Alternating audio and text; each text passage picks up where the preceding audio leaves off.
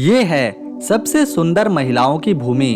96 पुरुषों पर है 100 महिलाएं। इसे कहा जाता है प्रकृति की सुंदरता का किनारा। इसे कहा जाता है एक बहादुर पीढ़ी का घर। दोस्तों, हम बात कर रहे हैं चेचन्या की।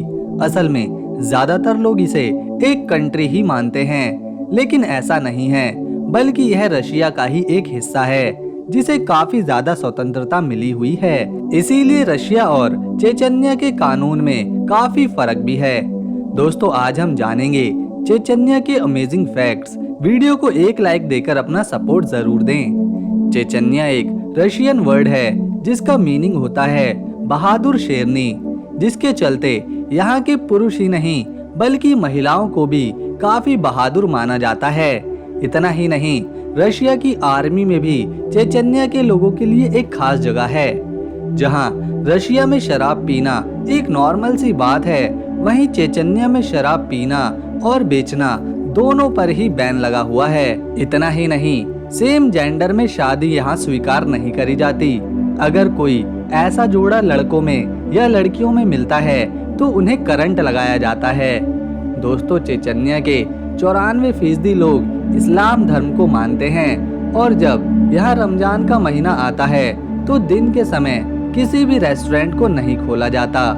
यहाँ के लोग अपनी भूमि, अपनी संस्कृति और अपनी बहादुरी पर काफी गर्व करते हैं। असल में चेचन्या कॉर्पस माउंट पर बसा है और इसीलिए यहाँ एक अनोखी प्रकृति की झलक भी देखने को मिलती है। शायद ही किसी को पता हो कि चेचन्या की लड़की अगर यहाँ से बाहर जाना चाहती है तो उसे शादी करनी पड़ती है या फिर वो पहले से ही शादीशुदा हो। यहाँ पर हर साल गरीब लड़कियों की शादी समूह में करवाई जाती है, जिसका सारा खर्चा यहाँ की सरकार खुद उठाती है। यहाँ की महिलाओं को खूबसूरती के मामले में पूरी दुनिया में पहचाना जाता है। यहाँ तक कि इनकी तुलना तो परियों से भी कर दी जाती है सुंदरता के मामले में। चेचन्या कुल मिलाकर फैला है 17,300 स्क्वायर किलोमीटर के एरिया में। यहाँ की राजधानी है ग्रोनजी सिटी, जिसे चेचन्या का दिल भी कहा जाता है। दुनिया की सबसे बड़ी मस्जिदों में से एक इसी शहर में है, जिस मस्जिद का नाम है अखमद कदाइरोव। पूरे चेचन्या की कुल आबादी दोस्तों लगभग 15 लाख के आसपास है और यहाँ पर करेंसी रूबल है और 100 रूबल की वैल्यू भारत के रुपए में 133 रुपए के बराबर आती है। चेचन्या में देह व्यापार पर कानूनी रूप से बैन है। आइए अब जानते हैं चेचन्या के इतिहास के बारे में। एक समय था जब चेचन्या अपने तेल और आर्किटेक्ट के लिए देश माना जाता था, लेकिन चेचन्या और रूस के बीच वर्षों से तनाव रहा है।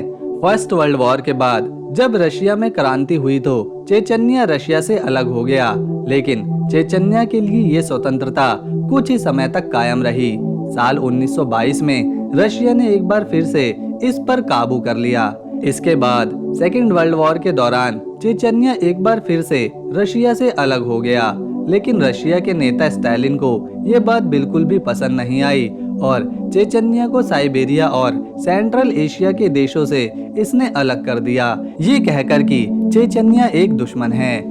लेकिन 1991 में सोवियत संघ टूटने के बाद जब एक बार फिर चेचन्या ने अपनी आजादी की आवाज उठाई तो युद्ध शुरू हो गया, लेकिन कुछ समय बाद इस लड़ाई को रोक दिया गया।